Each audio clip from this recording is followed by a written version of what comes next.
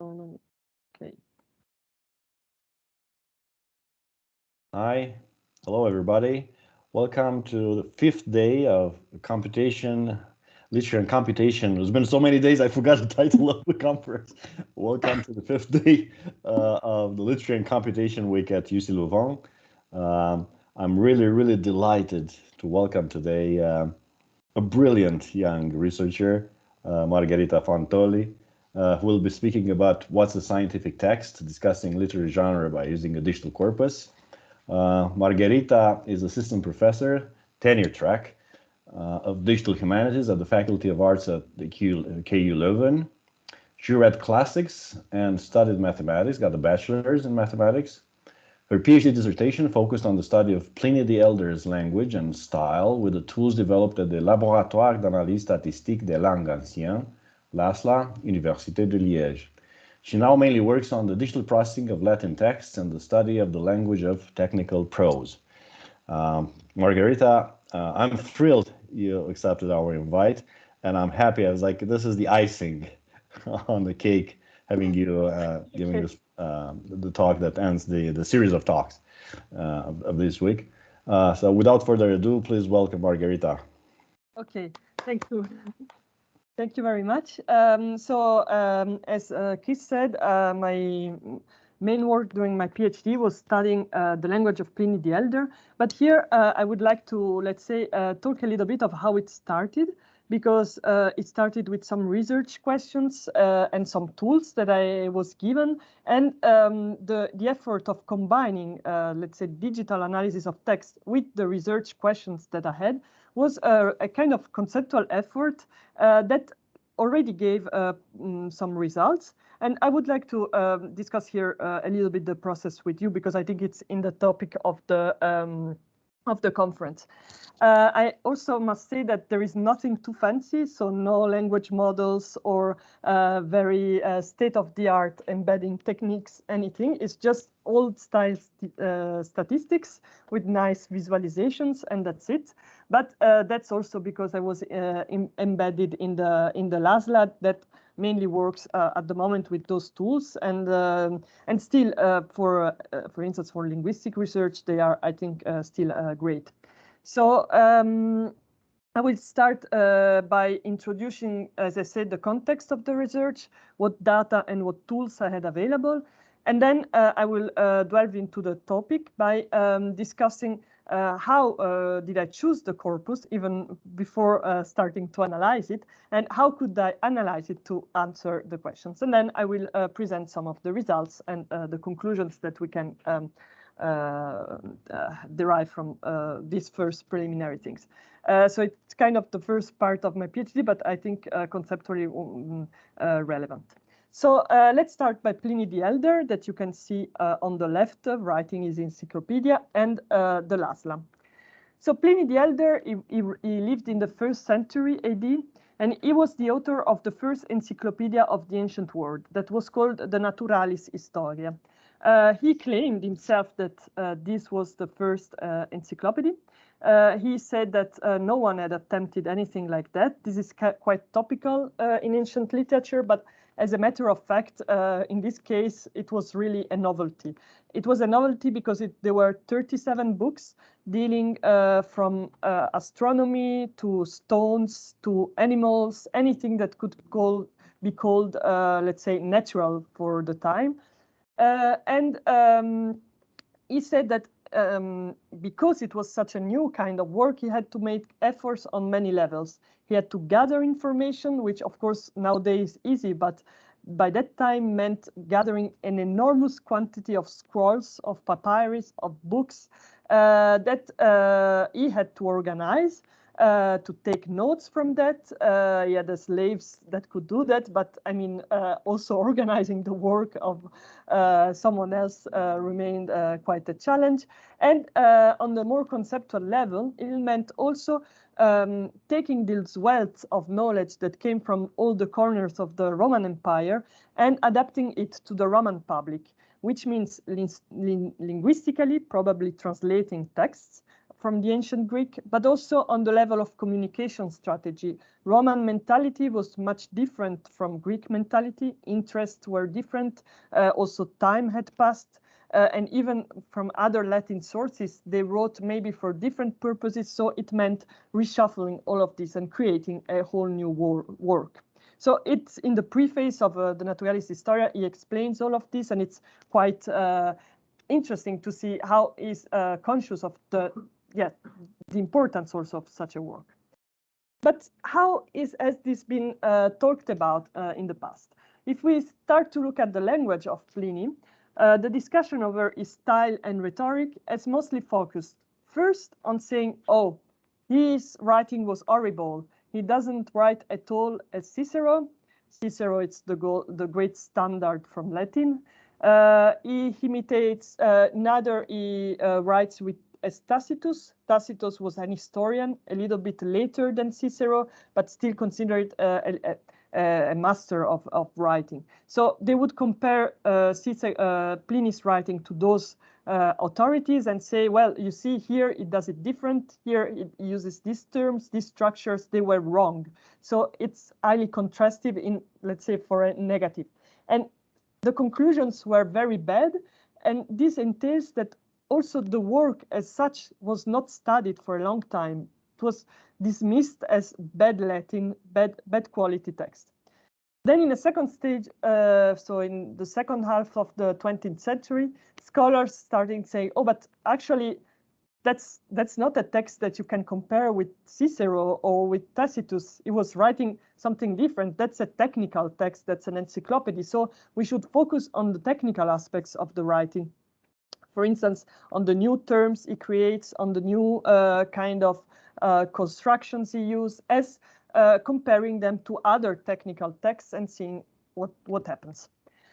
But these two focuses have left relatively small space for a discussion of the broader question. So, for instance, for whom Pliny was writing? You write an encyclopedia in the Roman Empire, but who do you think should read it? Do you want the educated people to read it? Do you want the laymen? Or do you want, for instance, those who need the technical knowledge to read it? And how did he manage to expose scientific content in such a large scale in a way that was still effective? And so, of course, he says that his work is novel, but he's a man of his time.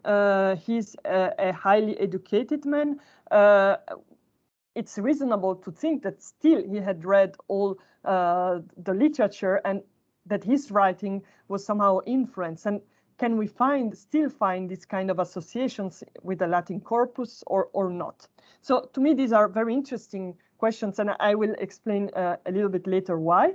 And indeed, the strategy that we decided to adopt for answering them was corpus analysis. So saying, okay, we take a corpus of Latin text, but this already was a choice that I will discuss, and we see what happens. So we throw Pliny into that, and we see to which text is associated or whether he's an outlier or what happens. Because that's the corpus is the best way to situate a text with respect to a context, let's say. But the question, of course, is why do we care, and why is it worth making the digital effort for such a questions? And the fact is that there has been a broad reevaluation of Pliny's work that now is seen, and because they've highlighted that it's not a boring compiler of useless and imprecise information, but really a key actor in the construction of Roman cultural and political identity. In particular, there is Valéry Nasse, which is a French scholar, who has really unraveled the text under this point of view. And for these reasons, since now there is also a strong focus in, let's say, in historical scholarship and literary studies also on the circulation of knowledge, so how information would travel across time, across space, etc. Of course, such a work, so the first encyclopedia, is a key piece of it, at least for the classical world and for the Greek and Roman world. In particular, it's really an hyper interesting test case for the the transmission of information in the Roman Empire in the moment in which there was the so-called Pax Romana. So the Roman Empire was established as such in the 1st century, and it could benefit, let's say, from really dominating most of the known world at the moment from the Romans' point of view.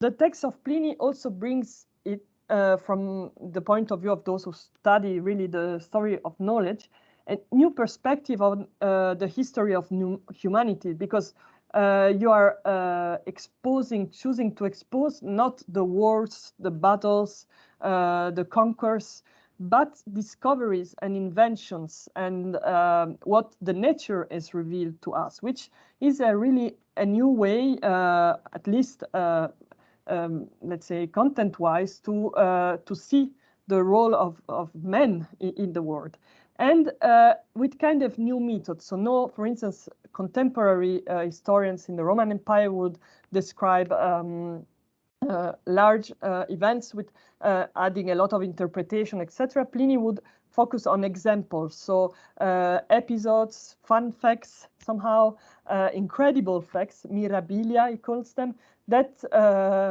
let's say, somehow reveal the incredible nature we are surrounded by. And of course, this is very interesting, but it's all those studies talk only about the content and never look at the form, so at the language. And so the question is, can we somehow bridge the linguistic, the stylistic approach, the corpus approach to these new kind of interpretations? Because often, at least for me, the difficulty in when studying digital is being digital projects or choosing a digital methodology is as often I get stuck in the technical or really in the methodology, and bridging then to the conclusions that can appeal also to the rest of the scholarship is not always so self-evident. So in this case, I really try to keep in mind this broader picture. And here the point that I would like to discuss is how can we somehow use data to go towards this kind of questions. What was the context of my research? As I said, it was my PhD at the LASLA, so Laboratoire d'Analyse Statistique des Langues Anciennes, which was founded in the 60s. And in this respect, it was really a pioneer project to annotate classical Latin text. And also they have a little Greek expansion, but it's not really the main, let's say, focus. And it is a gold standard in the sense that is those texts that are lemmatized and morphosyntactically annotated, it's done by hand, basically. So since the 60s, philologists have been correcting the output of automatic preprocessing. So you have a kind of interface now where you can, you have all the possible analysis of one word, and you would select which is the right one. So it's quite a time-consuming task. But since it's from the 60s, we are now up to 60 years that this is going on. Now data, there are a lot of data. Lemmatization is based on the Forcellini dictionary, which is a standard tool for Latin scholars, and the morphosyntactic annotation. And this is one of main problems, but it's in-house. So there are some categories that have been defined at the beginning, and it's highly consistent with respect to that, but not very highly consistent, not consistent with, for instance, universal dependency projects, etc., that have come maybe later, but there has been no adaptation. So internal consistency has been valued more, but this make it very robust when you are analyzing those corpus, but of course prevents a little bit the interoperability and somehow exportation of the results. So, but now we have 2,500,000 of manually annotated tokens, which it's good, and they are partially open access, but it's an ongoing project. So now we have inserted it in a big linked data bank, but the files are still not fully uploaded online. But anyway, so this is a little bit the context and what I had as a starting point, which was great. So the LASLA has also developed interfaces and tools to use these files. Namely, well, the LASLA encoding initiative is used to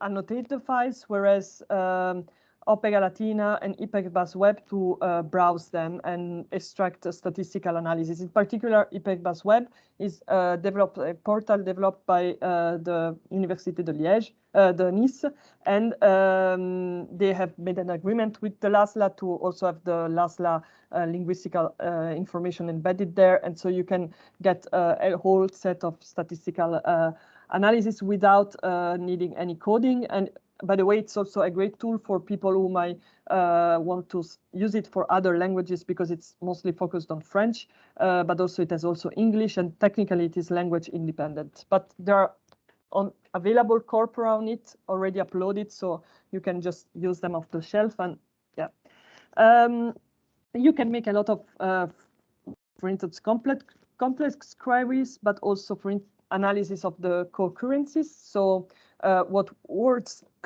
occur together more frequently than expected. Distribution, so looking, and we will see example of that, how a certain form or linguistic feature is distributed in the corpus, and in particular evaluating whether it is in a certain part of the corpus is more frequent than expected or less frequent than expected. So with respect to the average, so meaning that it has some specific correlation with that part of the corpus. Then the factorial correspondence analysis, we will also see an example, is a way of representing kind of a principal component analysis, but with some technical differences. But anyway, you represent the distance between tests on a 2D Cartesian graph. And so you can immediately see what texts are close on the basis of linguistic features. And then tree analysis, where again you represent this distance in the form of a tree, so you get clusters of texts that are closer, and then the tree associates more and more distant texts. But we will see examples of that. But this is to situate a little bit the kind of tools that we have available. As I said, nothing hyper fancy, and no machine learning, anything, just analysis. How could this research be prepared? It was a long process that basically probably occupied more than almost 2 years, maybe, of the PhD, no, 1.5. But as I said in the previous studies, there were basically a heuristic decisions to study when studying Pliny's language. Someone were saying, well, okay, we want to compare it to Gold Latin, to literary. Others said, well, no, it's technical, so let's compare it with technical. But it was based on the content. You decided to what you wanted to compare it. But the idea that we had was that let's decide to compare it with what's it comparable, because with text with which it shares something.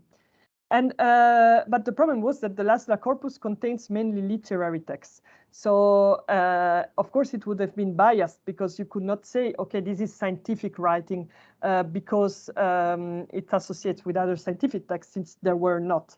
So a part of the work consisted for me in annotating manually annotating scientific texts. So for instance, the Natural Questions of Seneca, which is a philosopher contemporary to Pliny, more or less, who also wrote a book about natural phenomena, much smaller than Pliny's encyclopedia, much more focused on, it was meteorological, I would say, and astronomical phenomena, but mostly meteorological. And then Vitruvius wrote a treatise on architecture, but one book was about astronomy. So these were two texts with similar content. And then I annotated other texts, 2 books of the Naturalis Historia, so of the encyclopedia, to have a sense of 2 different parts of the work, namely actually the first content book and the last one, talking about 2 different things, so astronomy and precious stones, but to see whether, for instance, would the language change across the text or not, etc. Plus, there were already some scientific texts in the LASLA corpus. For instance, 2 poems talking about partially about astronomy, and one text talking about agriculture. So, however, despite the addition of this scientific text, it still remained so unbalanced. So I had to prepare a subset of the corpus, of the LASLA corpus, selected to have, to be balanced with this new annotation, but still enough. But of course, a smaller corpus. As I said, there were many relevant parameters in the corpus. So there are different authors, 21 different authors, which of course is not huge, but on the sides of classical Latin, it's quite a lot.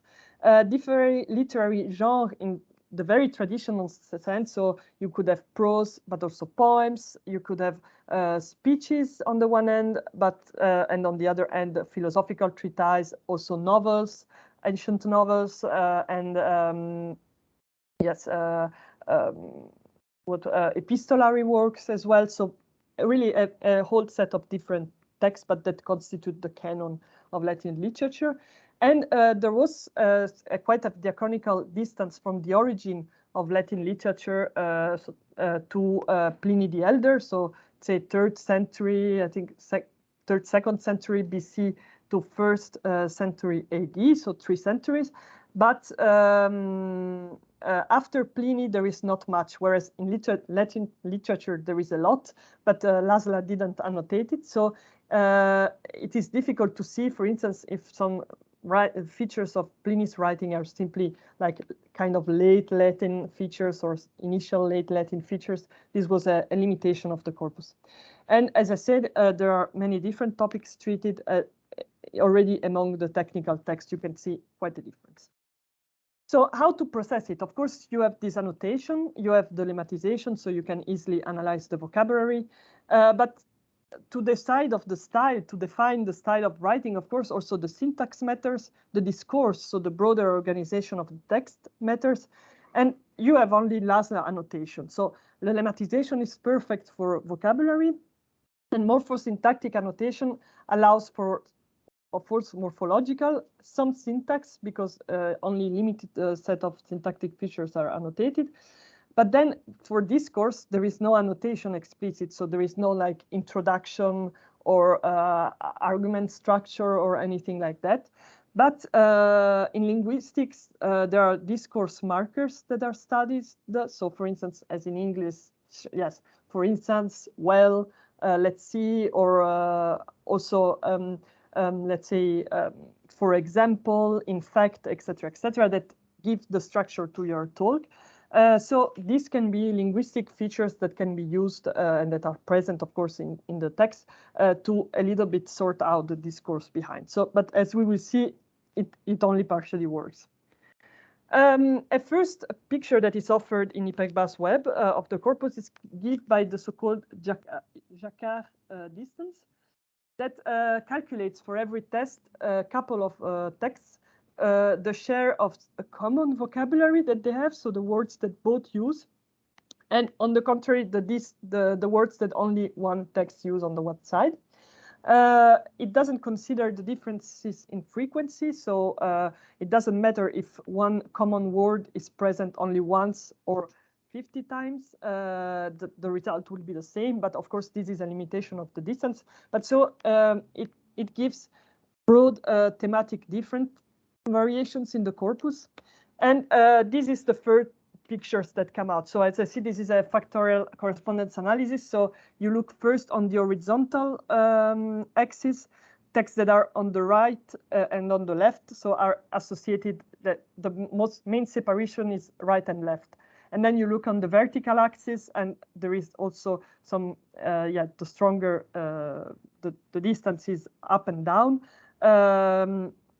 And texts that are in the center, but here there are no many. They are normally not strongly characterized in the corpus. And so here we see, if we look at the left and right, which is the most important difference, that indeed on the left, we have all the scientific tests of the corpus.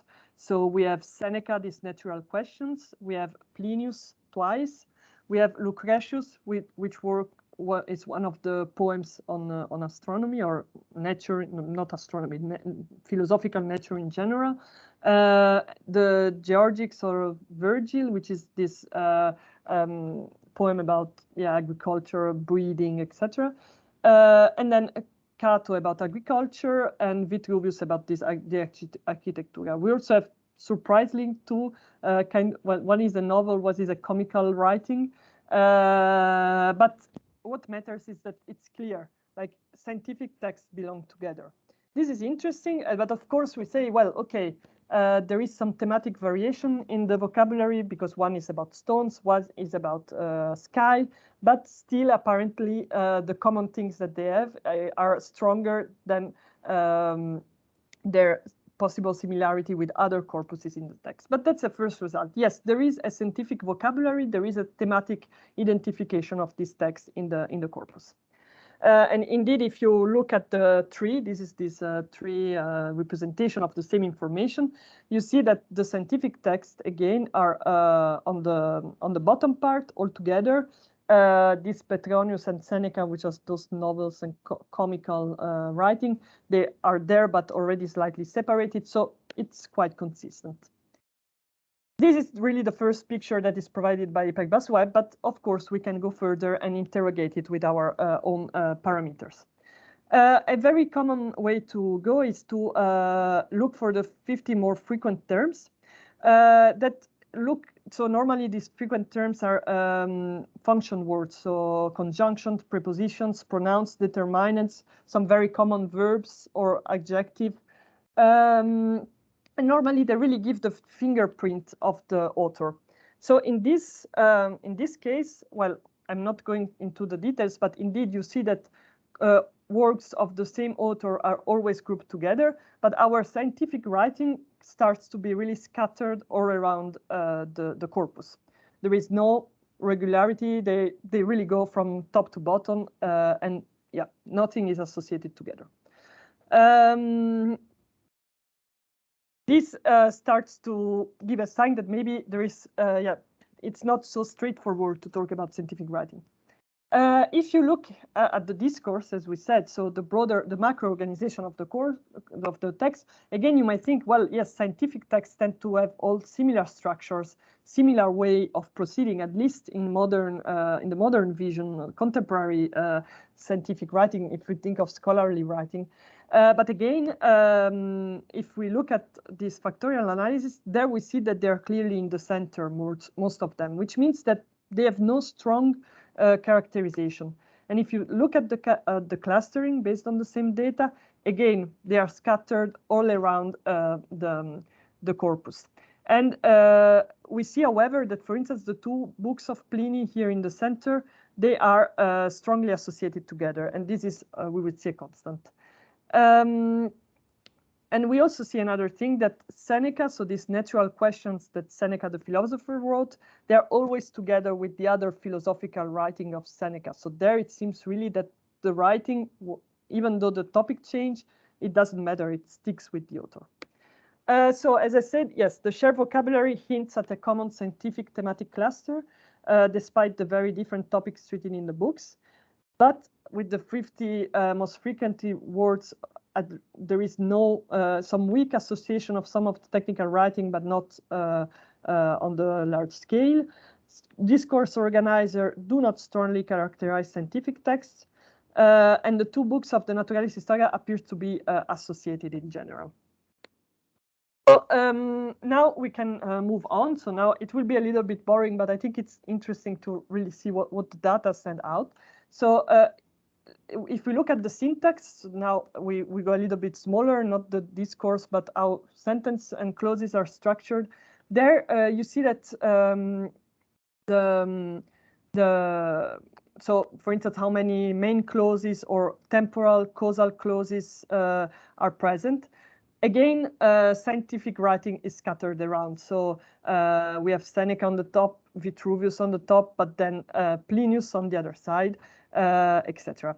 Even Virgilius, which is a poem closer to Pliny than to Lucretius, which is another poem. So it's very surprising. But something starts to emerge that was also partially visible before, but here I think it's even clearer. Plinius sticks with the historians. This is so Tacitus is a historian, as I said. Sallust is an historian, a much older one, so it's surprising that they are together, but still.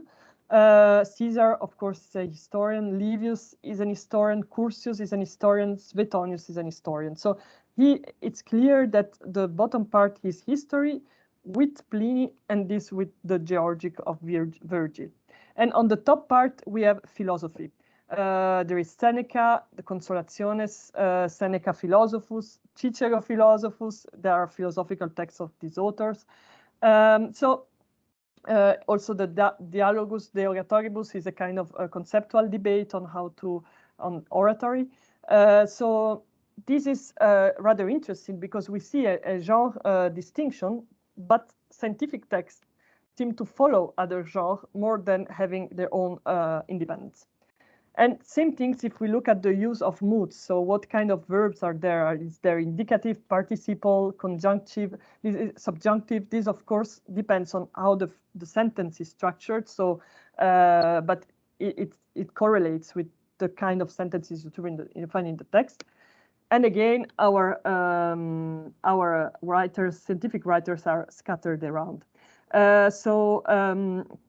And again, we see on the left that Plinius goes together with Tacitus, goes together is on the left with Suetonius, with Livius, with Caesar.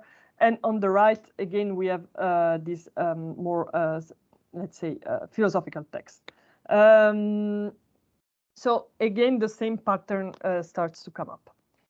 Finally, there are the parts of speech. So these are some examples. When traditional scholars have studied Pliny, they have highlighted that he used a lot of nouns, a lot of adjectives, which make kind of a colorful prose in some parts. But this is somehow strange for us because we don't associate scientific writing to scientific text to a very funny writing or imaginative writing. But this corpus was ideal to check whether this was true. Does it really use a lot of these adjectives compared to the others? And if you see, I don't know if you're seeing if you see the results, actually it's true. So here we see how the specificity, and the two last texts are Pliny, and adjectives and substantives have a score almost of 10, which is very high. I know it seems small because there is a super high value for Tacitus, but this is partially done to give due to the unbalanced sides of some parts of the corpus, but it's pretty high. So it's pretty high, and it goes again with text that you wouldn't expect. So we find the same in Virgil, we find the same in Tacitus, we find something similar here in Curtius, at least for the adjectives, whereas very few verbs are used. So again, you see, well, Pliny, what were you writing? And scientific, and you were actually writing as Tacitus or as an historian. So, where is this? Okay, sorry. Okay. And indeed, if we look at in general, at the distribution of parts of speech, we see the same phenomenon. So there is Pliny, and again, we have Tacitus in the neighborhood. We have Suetonius in the neighborhood. We have Caesar on the right. And here some other scientific texts, so Virgil, yeah, that's it, and Cato, the Agricultura, and also Vitruvius. So here there is quite some more gathering of scientific texts, whereas Seneca, with his Naturalis Questiones, remains on the left part of the graph. So this gives us a further insight in the situation. So beyond the lexical dimensions, there is difficulty to find traces of any kind of scientific writing. So it's like, okay, we should not focus on this aspect, at least when we think of style. And there are some regular associations. So Pliny the Elder goes with the historians. Seneca goes with philosophy. Of course, for Seneca, it's not so surprising. For Pliny the Elder, well, it's called Naturalis Historia, but it's never been seen as that. It has been seen as a natural inquiry, but not really as a history of nature. But so it makes sense, but it's not. It was not obvious, at least in the way in which the text was approached before.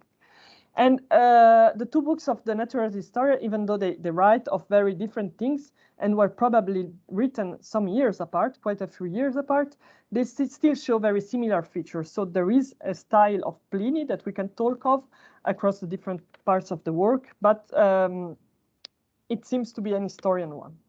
So conclusions. How can we use this information? So very nice. It started, and actually, yeah, the premises that were let's study scientific texts don't really make sense. Probably, yes, at this stage, apart from the creation of a new vocabulary, there was still not the idea of kind of a scientific way of writing. So now different lines of research were possible, of which some were explored during my PhD. So why we have differences across technical texts, but what are those differences precisely, and why, for what are they used? When they are associated, which are the common features, for instance, in the vocabulary, on what basis are they associated? And then we can go, of course, for more in-depth statistical analysis and close reading of specific passages that maybe are statistically particularly relevant because there is a lot of concentration of some linguistic feature. So to me, these were a little bit the ways to say, okay, we have these statistical results. How can we use them for going beyond and reach some conclusions? So for instance, yes, I said we could study the vocabulary of scientific texts, because that makes sense, because they have a shared vocabulary, using always the same digital corpus, but so narrowing down the research. We have seen that Pliny the Elder uses a lot of participles. It was visible in one of the factorials analysis. Can they be used as the same was happened with the historical text? Are they used in a similar narrative context? Do they handle similarly information? Do they pack information similarly? And same thing for discourse markers. What texts are associated based on discourse elements, and what are actually the similar features in the discourse, etc., etc. So for specific functional words, for instance, prepositions or conjunctions, how are they used to to create a similar kind of discourse? Okay, so I think here I can conclude. So I hope this test case of how, let's say, scientific corpus could be used for, let's say, going towards a more literary interpretation was useful. And yeah, that is it. I thank you for the attention and for the questions in advance. Fantastic, fantastic. Thank you so much. Okay, stop sharing the screen. Okay. Yes, it's gone. Yes. Thank you so much, Margherita. Absolutely fantastic. You were like, oh, this is going to be boring. How could this be boring? You know, it's like I have a corpus of, poems on astronomy, and you got there Virgil and Pliny and Livy and Tacitus and all these, huge guys.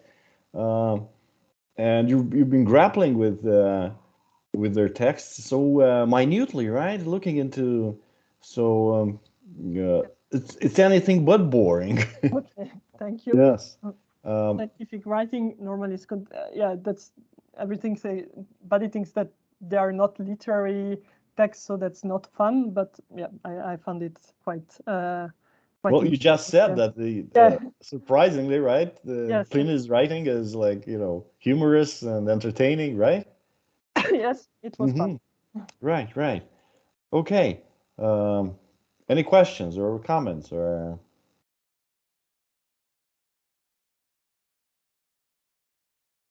Yes, in the chat if you prefer. Okay, questions in English, French, Italian, right? And I guess Dutch. Or Latin. Latin, yes. Dutch, yeah, we can try. Right. Okay. Okay, thank you very much. Thank you. Okay, so until they percolate their questions, I have quite a number of them. So okay. So it's again, it's fascinating how the range of texts that you had in that corpus, and the rock stars. Yes. you know, among the authors is amazing. And then some of the conclusions, I mean, the way in which Pliny is grouped, you know, his books are like clustered with books by other historians, right? Yes. And then Seneca on the other side of the philosophers, right? Yes. Yeah, I find that, and then the poems. What happened to the poems? You said there were like two poems, but were they the only poems? Yes, because it seemed to me not immediately relevant at the beginning to have poems, because of course that's a whole other set of questions. Also, there is a lot of theatrical text in the Laszlo original corpus, but yeah, there you have kind of spoken language that's really another, and the risk was the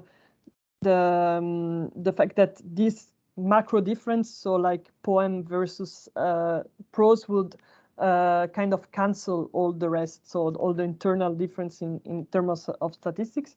But I kept those two, so Lucretius De Regum Natura and Virgil Georgics, because they talked about scientific context. So I said, well, if scientific context is so important, like, then maybe it even goes across the prose poem difference. Indeed, Virgil was sometimes associated with Pliny, maybe because of the use of adjective and substantive. So this descriptive kind of writing, but they also like travel around a lot in a sense. So yes. With Lucretius, I remember there was, yes, some association, for instance, in using participles, because participles are also, and that was, yes, I could have talked about it, but so, okay, he uses a lot of participles, but for two reasons, and again, there is a duplicity. On the one hand, to create new scientific terms. So, for instance, I don't know, the water that freezes becomes freezing water, and freezing is a participle. So to define this new concept, you use the verbs and then create a new category. But also uses it to describe. So when he describes a storm or the movement of stars, it really makes it as a story. So first this happens, and then this and this, and while traveling around, the stars show like this rising up again, etc. Where there are a lot of these participles describing the different actions, and this is really how also the historians do it. So the commander won the battle fighting against blah blah blah, rising on the mountain, etc. So there was, again, it was one feature, but it was a double use, and one was scientific in a sense, and one was narrative, and so it was. Yeah, it was it could become quite complex. Yeah, this could also tie in with the historical text, right? Yeah, exactly, yes. Right. So you had Lucretius, but do you also have Democritus? No, so Democritus is a big source. Well, at the origin of the philosophy, of course, there is Democritus, but we have only a few fragments of it, and they are mostly in Greek, preserved. Don't have Latin translations. Yeah, Epicurus was then, and so Lucretius builds both on Epicurus and Democritus, but also Epicurus is Greek. So yeah, they are not treated by the Laszlo. Right, I see. Okay, amazing. But then, if you were to expand the corpus, I mean, because it's obvious that you like I said, you have all these rock stars here, but many of them didn't write. You have only a couple of them that wrote scientific texts, right? Those that are annotated. Yeah, my hope would be that there is a so good language model that can automatically annotate the corpus, so new texts, and so I can run it on a new scientific text and then add them to the Laszlo corpus. Okay. Also, there could be more scientific text in Latin, in classic Latin. Yeah, no, it's true. One thing that there could be more is Pliny, because I just have 2 books out of the 37 If I could do all of them, it would be already a big success. And I could also take a little bit of later texts that are also scientific, not classical, but yeah. Right. Okay. I don't want to monopolize the conversation. No questions, they say. Okay, then we can continue. Okay, so you can expand the Pliny corpus per se, right? Yeah. And like you said, even if they're like, a handful of years between two volumes or installments, there's still cohesion, right? And coherence and stylistically speaking. And okay, it'll be interesting to see what happens when you get more and more of his books. In fact, this would be very interesting. Also because some of the scholars have been saying that each book has a different writing because they deal of different things and they used different sources. Of course, when he talks of the zoology, would use some books of Aristotle and so that the source influenced also the writing, not only the content. And so they say you cannot analyze them independently, and so you cannot talk of language of Pliny, but only of language of each book. But here it seems that actually you could talk of a language of Pliny. So it would be interesting to test that on a larger scale. Indeed so. And then you had so many features actually, right? So you looked into like the vocabulary per se and then syntax, right? Yes, because the LASLA has them traditionally, so more morphology and some syntactic features. Okay, I think that's amazing. So it's been like huge work involved. Well, annotating took some time, but then once you have the annotated text, you just upload them to this IPECBAS web, and it's just clicking one thing and you get the results. So it's really, it's just that you have to do some tryouts, finding relevant things and like that. And also learning to use the tool, it took some time, but yes, that's really the LASLA corpus is a very rich one from that point of view. Yeah, that's another highlight of your presentation, LASLA per se, right? As an institution and all the corpora and the tools that are available there online, right? Yep. Yes. Yeah. And you also mentioned some of them, or maybe all of them, are language independent. So IPECBAS web, this is created basically on the origin for modern languages, and there are a lot of French corpus available. I can also share maybe. Yeah, please do. Yes. It show because maybe it can be of interest for someone. Oh wait, I'll go to the upload.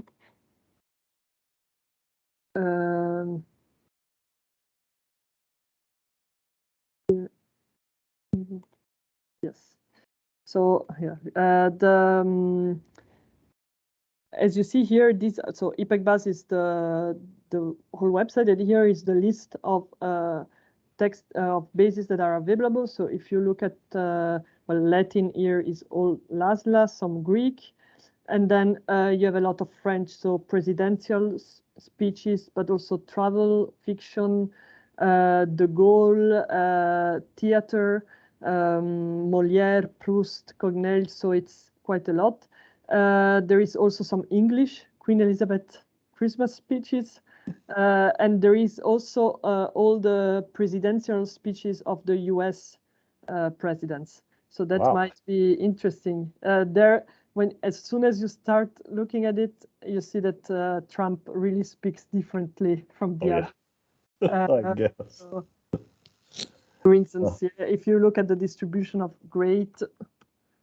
Right, look, Leah goes like, wow, cool. Yeah, indeed, great resource. Yes, Leah, agreed. So yes, yep, that is it. And so it's language independent because it was critical as it, and then for the LASLA it has specific part because LASLA files are a bit different, but yes, it can be used, and you can also build your own corpus if you want. So if you have files, text files, you just upload them there, and you can use the tool with your own file. So as you see here, there's the use of great in all the presidents, and here is Donald Trump. And you call this boring? Yeah. Gosh, no, it's fantastic. Yeah. Indeed so. Okay, well, but then it means, if I may continue my speculations, not on Trump, it means that this research, I mean, I'm not sure whether you're still interested, I mean, we're still pursuing this, but these affordances could be used to like expand the focus and like toss in, works by other scientific writers, right? Yes. Not necessarily in Latin and not necessarily ancient, right? Yeah, yes, I would love to. That's really something that I would like to. Also, how it becomes, because now, yes, it's clear that when you read a book, a scientific text, you recognize it. So there must be some common features.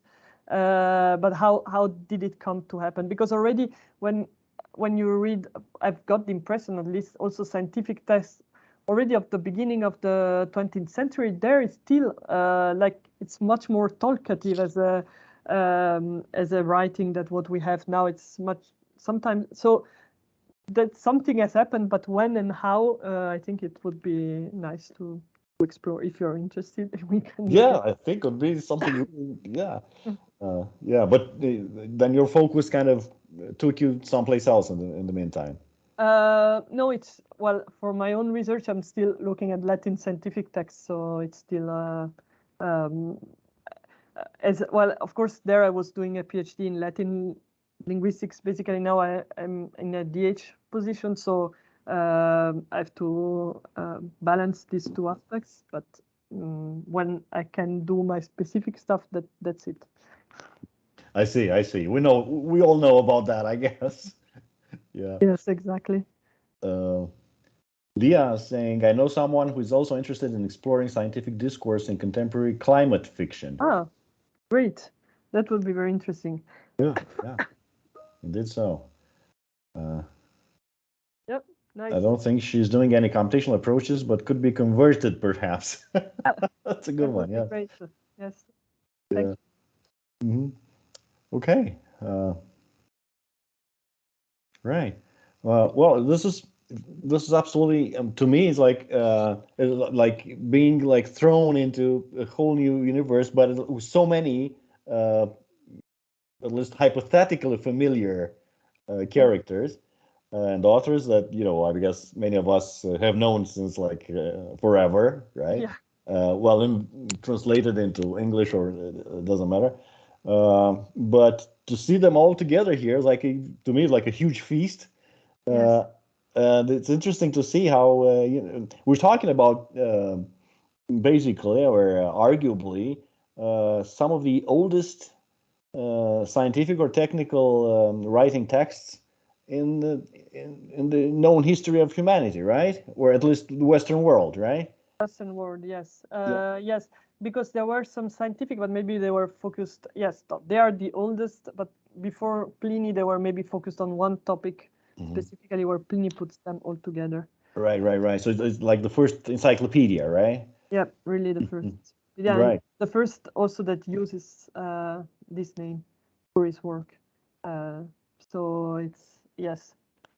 Right. So yeah, you mentioned at a certain point that your part of your focus, and not only yours, I guess the entire team around you, right, was to like provide more traditional scholars with like certain takeaways, right?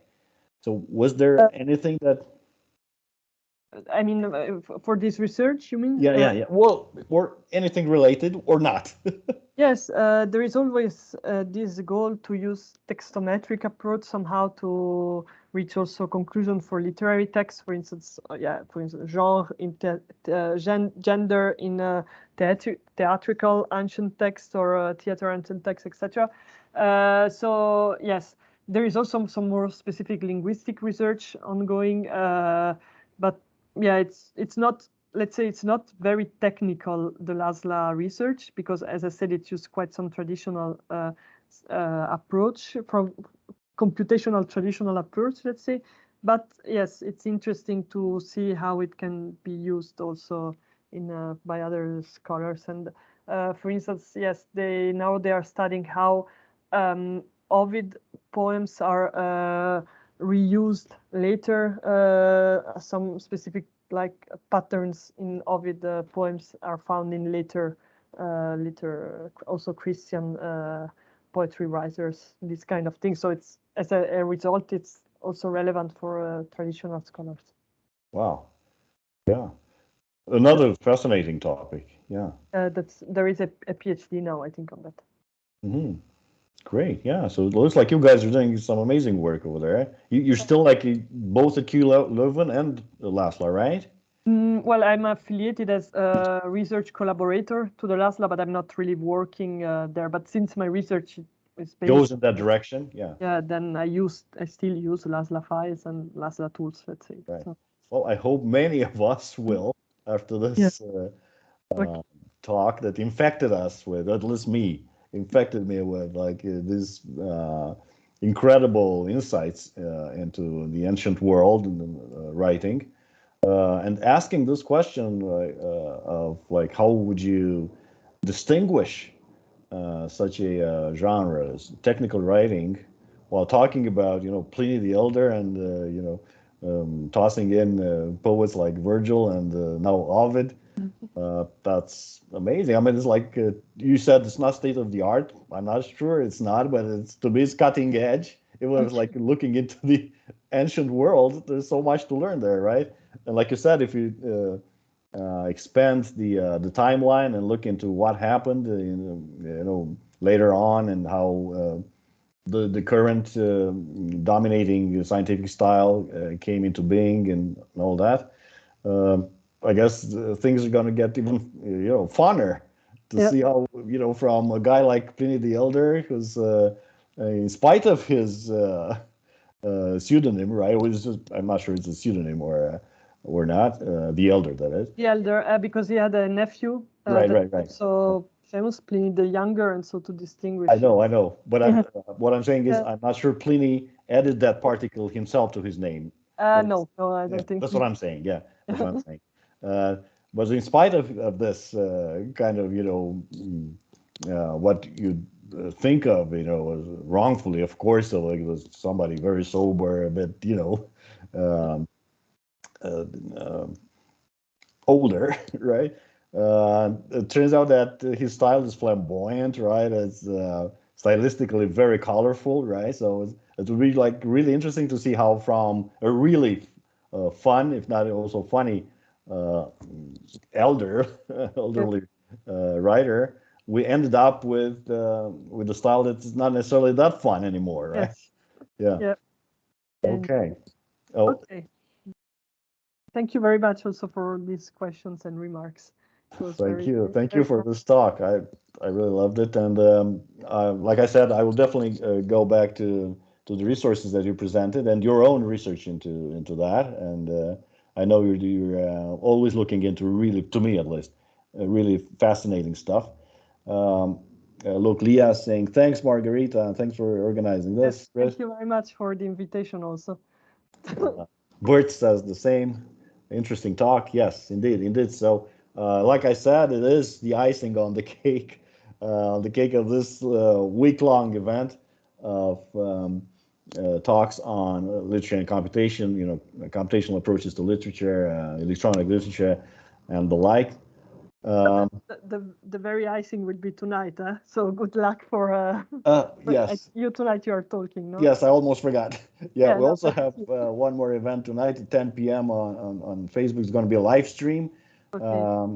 Which will call it a week, but we'll stay in touch. We will be uploading, recordings of the talks and feedback from the speakers or yourselves.